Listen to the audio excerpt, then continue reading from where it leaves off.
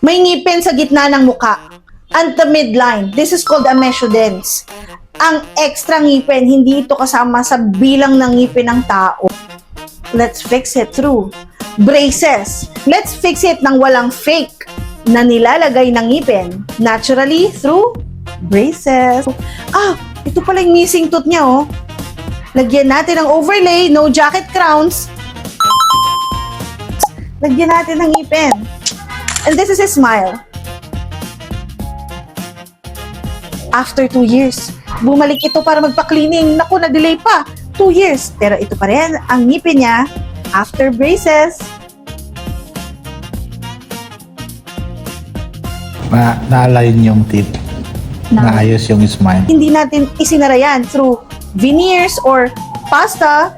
Sinara lang natin through braces. Have a great teeth day! Thank you very much!